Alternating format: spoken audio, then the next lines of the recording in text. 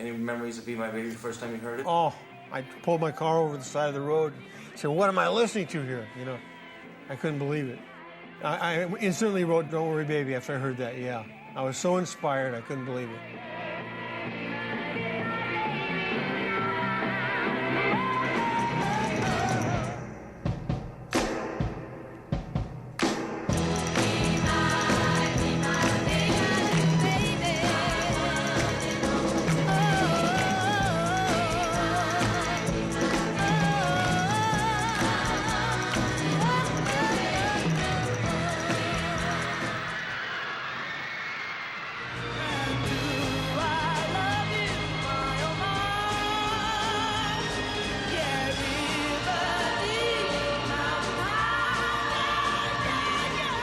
By the time we got to River Deep Mountain High, we all thought that was going to be a giant of a hit. It was another Wall of Sound hit, but it flunked. It was a big hit in the UK, but in the USA it was his first downer. And it's like, okay, that style is going then. It's a Wall Sound was over then. One of the boys. One of the guys, yeah. If sexual harassment suits were in there, she'd be 7 millionaires right now. After what we put her through, she'd have all the lawyers working for against us. I don't think anyone ever really felt that she was a woman, and I don't mean that detrimentally. No, we were musicians. Yeah. Everything was music really. Yeah. Worse than that would have been shutting her out and not sharing the camaraderie.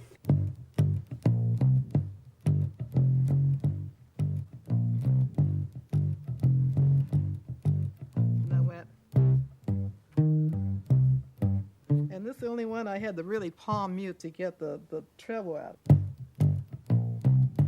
So you can hear that. Yeah. So anyway, that's what I did, yeah. And it's Earl Palmer on drums on that one. I heard music as a kid because my mother was a professional piano player. She played in back of the silent movie houses, and my dad was a trombone player. He played Dixieland bands, things like that. So I heard music all the time. If they didn't fight, they played music. So you knew where it was coming from. My mom and I were living in this housing project, but my mom saved up her pennies, and there was a steel guitar salesman that came around and about 3 or 4 lessons for $10. So she opted for that, and I was about 13 then. About that time, I started playing gigs on guitar. And little Latin things. So it was a lot of great experience.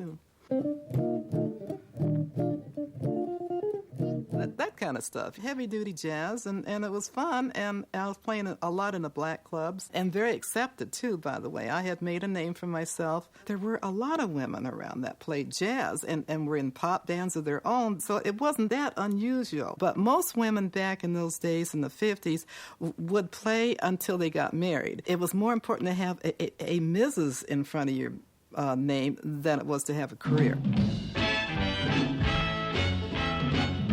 Let me tell you about a place somewhere up a New York way where the people are so gay, twisting the night. Then the chance came to do studio work in late 1957 for Sam Cooke, and I never heard of Sam Cooke, but they were short a guitar player. As soon as I did my first date with Sam Cooke, I got more money in 3 hours work than I did in the whole week's work of my day job. Except they got more than 2 dates a week. They wanted our particular group of people to cut the hit records because we got good at it. Ray Pullman had a great sound. He was the very first electric bass player playing hits from about 57 on. I'd say that he did maybe 85% of the hit records. But Ray Pullman got to be the musical conductor for the Shindig Show about the same time I accidentally got on bass. So there was a big hole there. People ask me all the time about being a woman in a man's world. I felt equal with the rest of the guys, and they felt it too. Sometimes they got a little testy. They say, oh, you play good for a girl, Carol. Yeah, and you play good for a guy, too. I love musicians and the humor and the way that they play, and they all knew that. And I think it was like a sister, having a sister there. I had my 2 kids and my mom to support by that time. We would do 3-4 dates a day, and I'd manage to get home to have dinner with the kids. That's the only thing I regret is that I didn't spend more time with the kids. But they were very well taken care of, and they had good lives, you know. Most of the time, they were fine. You know, after looking at my father's work logs, I came to realize he wasn't around as much as I thought he was. But when he was home, his focus was on his family.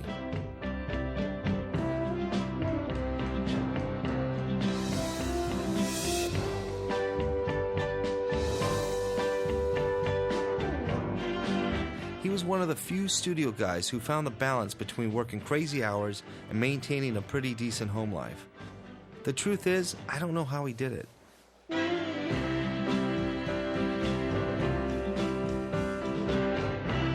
Time was money, and you wouldn't last long in any studio if you couldn't keep up. Studio musicians in this town were really looked up to and respected. We were treated like our life depends on you guys. Well, they were real session players. They were guys that were going from gig to gig, you know, playing on all the good music. Gosh, there were so many things went on then. We were so busy.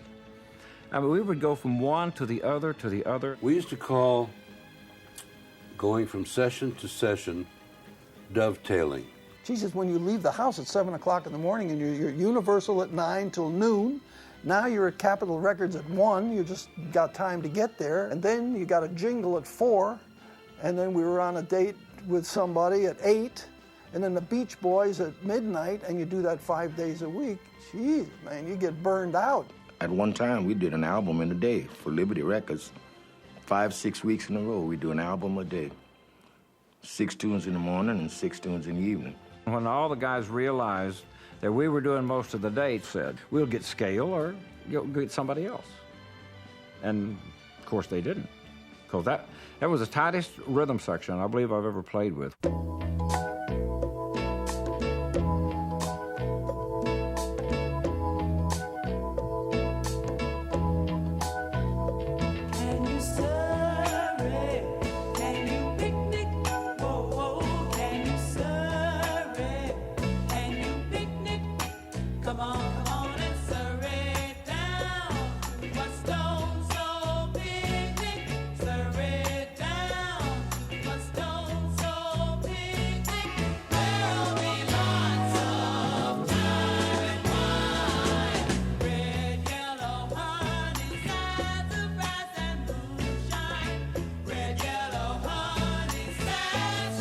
I would not go in a studio if I didn't have Tommy Tedesco, Hal Blaine, people of that nature. I just wouldn't go into a studio until they weren't busy, but they were busy all the time. No matter which producer I worked with, whether it was Lee Hazelwood or Snuff Garrett, they all used the same musicians. They were all just the best. If they couldn't get the guys, they didn't book the date. They'd wait until the guys were available. Which was wonderful. Of course, their wives never saw them.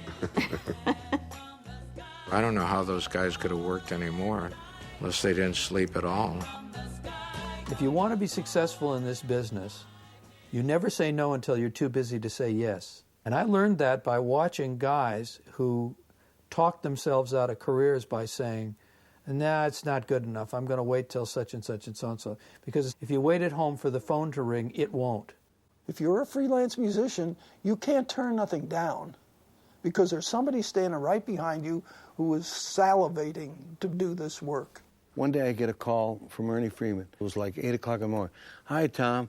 I need a guitar player here at United. How long would it take you to get there? I said 20 minutes, which, you know, is a lie. It's going to take an hour. But once I made my commitment, they got to wait for me, right? That's right. And when I go up there, I did my date, and he loved it. And then he tells me, you won't believe what Bill Pittman said. I called Bill and asked him, can you come down? I'm stuck. How long will it be? Bill says, well, I'm having breakfast. I should be finished in about 45 minutes, and I'll be there in an hour and a half. And if anybody ever figured Bill Pittman out, that was a Bill Pittman. Straight life, not thinking. And I'm the opposite. Like, what will work right now? Now it's time for another take for what probably will be another smash hit in the wondrous world of Sonny and Cher. Sonny himself writes most of the songs he and Cher record, and the musicians often work with a couple, and they're excellent sight readers. Today, they're recording several songs that will be part of an album called The Wondrous World of Sonny and Cher, the second album they've made together. Now they're ready to record. The engineer is set, and they call take one. Were you ever intimidated by the guys? No, I was too stupid to know. Well, I was kind of shy of everybody. First of all, they were a lot older than me, too. I mean, the first session I went to, I was 16 years old. And I'd never been inside a recording studio. You know, I just didn't want to step any place I wasn't supposed to step, which I thought was everywhere. And they all knew each other. They were really relaxed. I mean, everybody was nice to me. I really don't think I knew for a long time just how great they were. And then later, when I would meet other players who would ask me, you know, was I ever on a session with any of these guys? There was a lot of honesty in those records, and that's why a lot of them were hits. When I thought of the music, I thought I was a 13-year-old trying to learn how to play music. Every time I play, you know, there's all them hits that I was on the Marquettes, routers, all them solos I did. I brought myself back. I said, how would a kid play this that's so stupid, that doesn't know what he's doing, and play that? I did that shit, didn't know what I was doing, bending notes, didn't care, awful, out of tune. What is this tune? Beatles, Cockroaches? I had no idea. I didn't know them kind of names then. Well, my personal feeling about the music was that it was all wonderful and I was making millions of dollars. Period. I didn't give a damn if Tommy liked it or not. I didn't make it for him. It was like the artist. You tell Cher. She said she didn't like it. Well, I didn't make it for her anyway. I made it for people to buy, not for Cher to listen to. She never listened to Gypsies, Tramps, and Thieves or any other record I made with her. Again. The music that we cut in the 60s, nobody thought that was going to last like past 10 years. In fact, Bill Pittman says, we were doing a chugga, chugga, chugga date. He says, can you see the kids dancing with their wives 20 years from now saying, darling, they're playing our song? I remember coming home from a session one day, and it was just one of those 3-chord sessions, and sitting there playing rhythm guitar. There's not much you can do. Just do it and get your money and go home. And I remember coming home and I was not in a good mood. I said to my wife, I could do this when I was 14 years old. And she said, yeah, but not nearly as well. I didn't care for rock and roll that much. I was basically a jazz drummer. But I realized that I'm making my living off it. If I'm going to continue to do that, I got to play that like that's my favorite music. Well, that's not professionalism to me. It's not beneath you if it's supporting you. If it's beneath you, don't play it. I actually enjoyed it because when I heard the records on the radio, I realized really what an incredible sound that group of people had.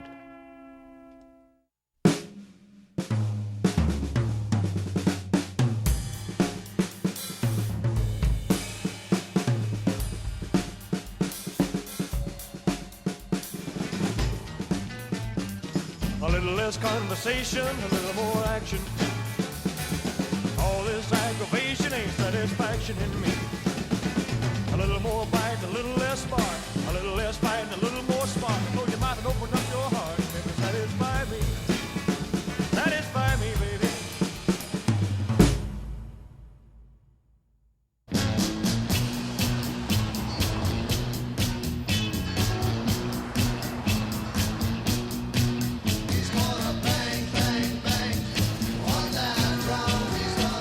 And we're going up to Capitol Records right up here.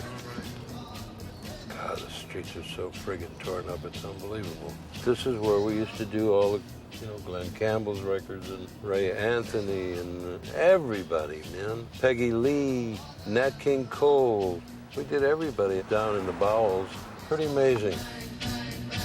As soon as we got in those studios and we found out that this made a lot of bucks, it said, hey, man, we don't have to go on the road. We can stay home with our kids, Unfortunately, I didn't. I went through 6 wives.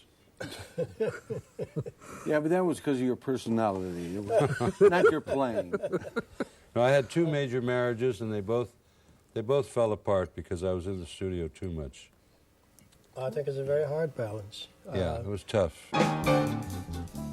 When I got out of the Army, I took my GI Bill, went to Chicago, went to a percussion institute. I was going to school from about 8 in the morning to 4 in the afternoon, and then I was playing strip clubs from about 8 at night to 4 in the morning, which was pretty well. But it was great sight reading training. So you got all these new women coming in dancing, throwing this music at you, and you had to, read it immediately.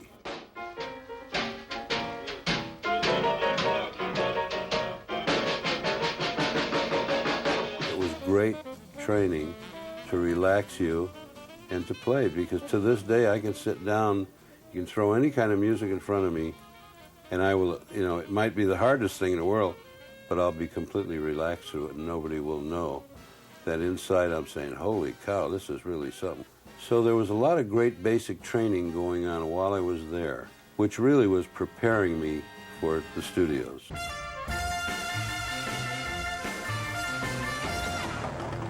I wound up at the nightclub in Hollywood where all the movie stars hung out.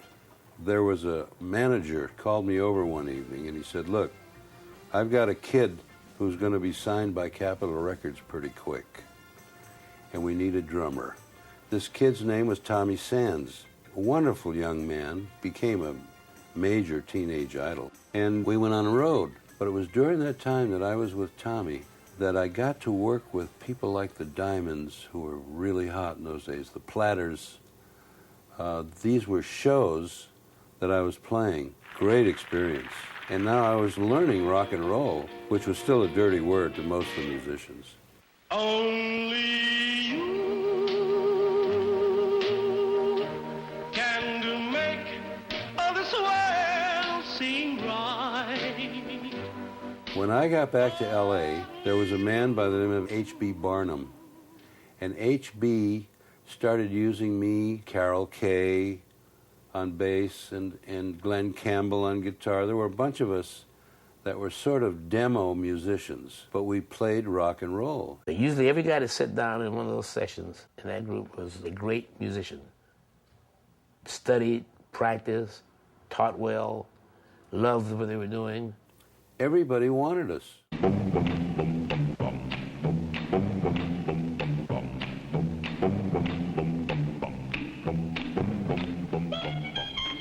Do you remember when my dad was doing the Jobim album? Oh, yeah. And all of the A-Team was in. And at the end of that session, we were doing something stupid. And the A-Team left, and our little B-Team came in, the Wrecking Crew came in and sat down, and we cut a #1 record. And what most people don't realize, that was her dad's first #1 record. And we just marched on in there and made our little hit.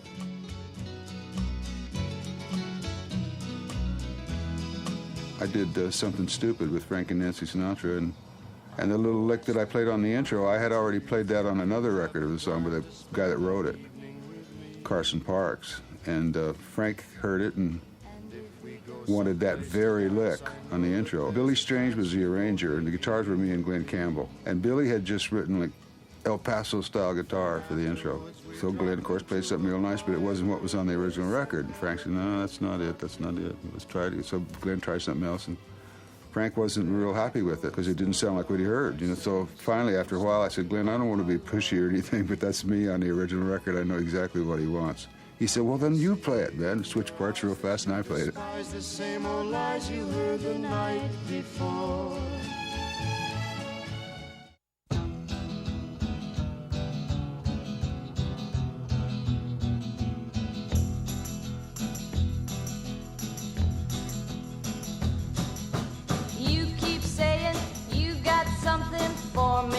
Chuck Berghofer, who was the star, you know, that bass line became infamous. As a matter of fact, it's probably, as simple as it sounds, it's probably one of the hardest things a bass player ever has to do. Nobody can do it. They never do it correctly, you know, or they make an attempt at it. That chunk, that rhythm chunky sound that was so, Lee used to call it dumb. He wanted that dumb sound. It really made the records, and it's very hard to capture, especially live.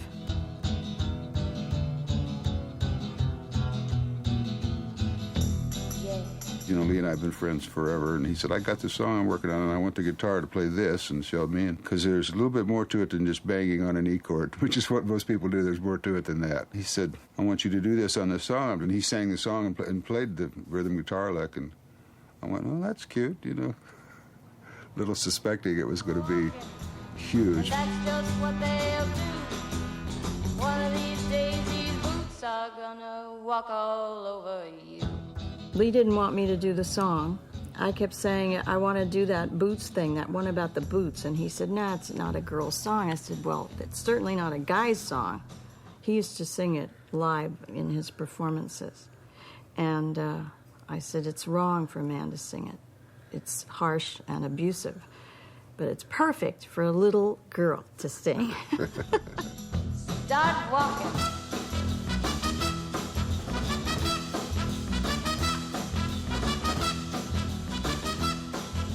The feeling of a live session was unlike anything else, because you'd hear it back instantly, and there it was. And it was either magic or it wasn't magic.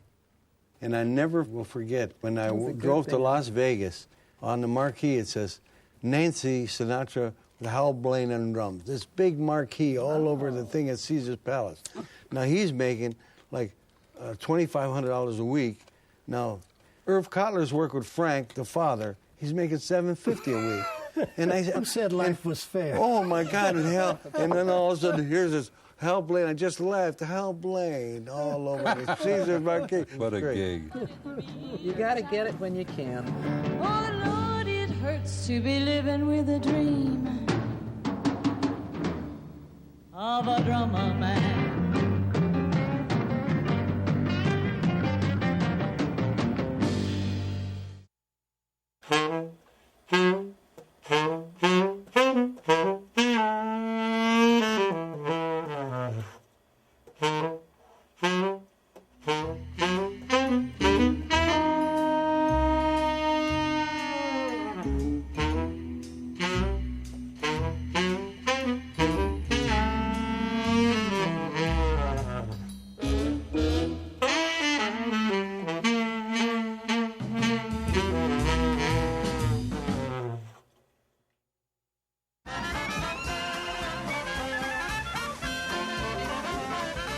I didn't realize it until later, but New Orleans was a great town for a musician to grow up in.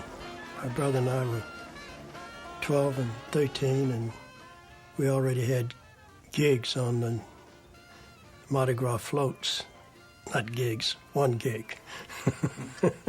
My mother was a singer and a pianist, and the city was raging with soldiers, sailors, and Marines coming through there to get shipped out to World War II. And the clubs in the French Quarter, they were making a lot of money and they were hiring a lot of bands. My mother had a job in the afternoon playing and singing matinee. And my father had a night gig. And I think it was the first time in their life that they were fully employed as musicians. I went to a black Catholic high school, and all the public schools were segregated. I couldn't wait to get away. My brother and I soon established a band. You know, he played piano. We mostly played blues and boogie, and we wanted to play bebop, but really nobody wanted to hear it. People always tell me how great I was, and, you know, that boy's really going places, and yeah, of course I believed that.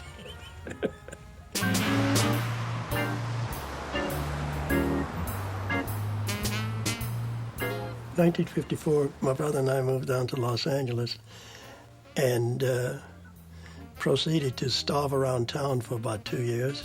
Made all the jam sessions. That's what you do when you're new in town. And that sooner or later gets you work because the band leaders come to the jam sessions looking for horn players or rhythm players. And that's where they found them, at the jam sessions. The rock and roll thing was getting very big, and they needed the kind of horn I played. So it was really being in the right place at the right time.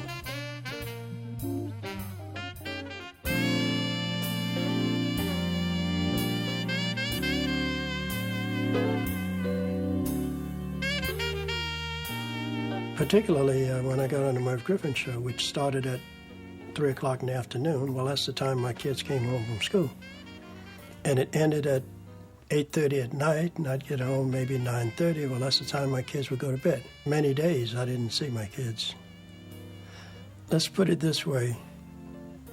I'm a better grandfather than I was a father.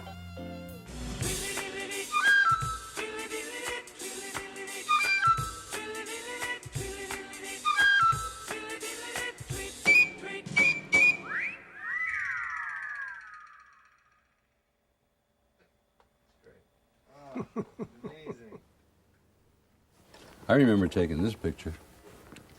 I took it through a record, through So a these were- 45. These were all yours. Hey, nice. Yeah. The first band I had was just an experiment. We opened the show for Dave Brubeck. And people went crazy for the half-hour set. I remember coming off stage and Paul Desmond was off to the side, and as I passed him, he was scratching his head and said, "I don't know what I just heard, but I think I like it." That was the first cue I had. Maybe we were onto something. A jazz musician loved it. The first date I ever did for Herb Alpert, Shorty Rogers called me up and says, "Bill, would you do me a favor?" He says, "There's a guy, he's a friend of mine." He says, "He's a trumpet player. He doesn't have any money. Would you do it as a favor for me?" I said, "Sure, I'll do it." Herb gave us each $15. It was a scab date. Oh, well, most of them were. Right, yeah. When we first started way back then. Right, it was $15. 2 for a quarter. Yeah, two for 25. And that was a lonely boat.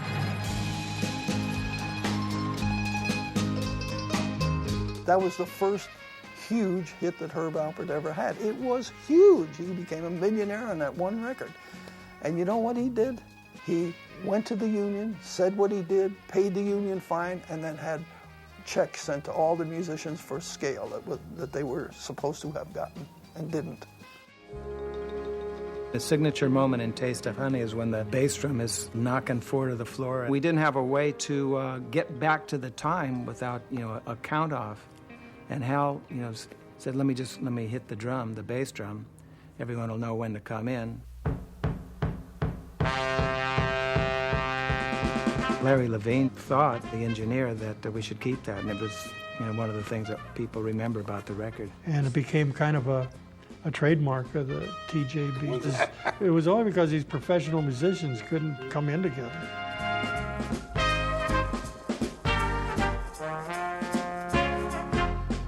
I met Julius in high school. We started playing a song, and he took a solo, and I thought, wow, man, this guy sounds like Lionel Hampton. He wrote Spanish Flea, although his first title was Spanish Fly. And I said, I don't know, I'm not sure. I'm not so sure that title's going to work.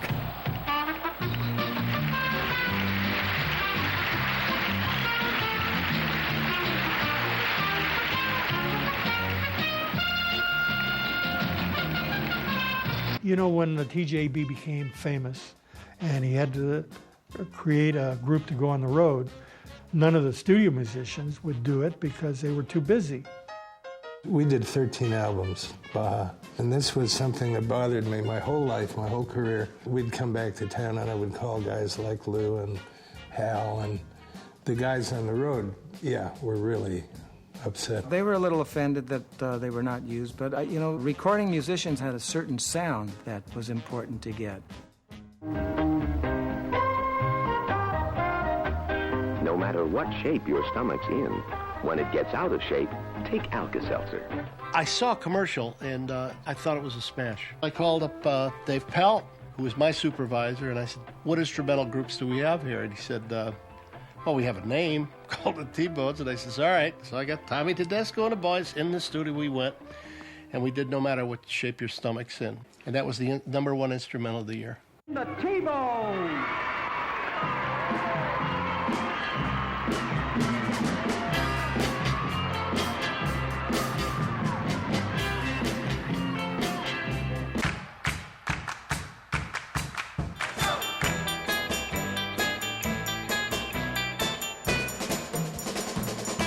What is their name? Willie Vanelli, or what the hell his shit is? Yeah. They had nothing over us, right? We did that all the time.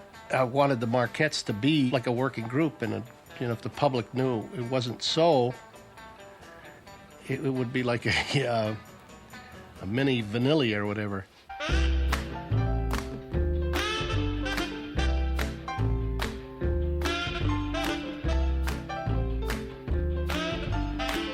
I think it's a little different when you're a horn player and you're asked to play the introduction and play the first chorus. I can understand that. And play the first solo and then play the fade on the end, and the damn thing comes out and it doesn't have your name on it. Yeah.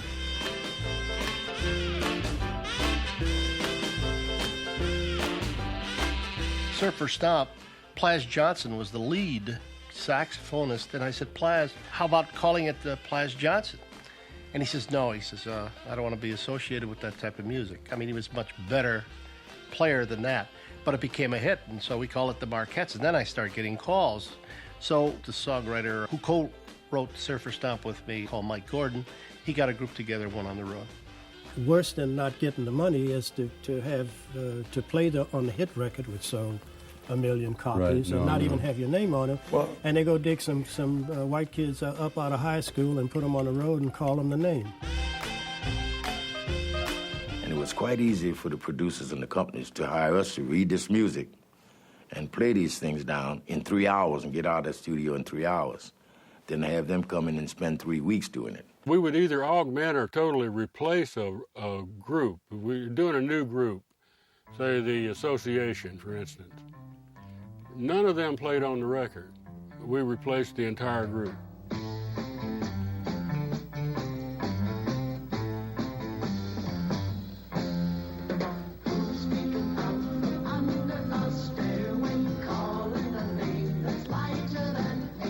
These are the guys that played on Windy and Never My Love and Everything That Touches You and all the things that were in those 2 albums that I did with them. Those are all those studio musicians. It's Hal, Joe, Larry, Tommy, and those guys.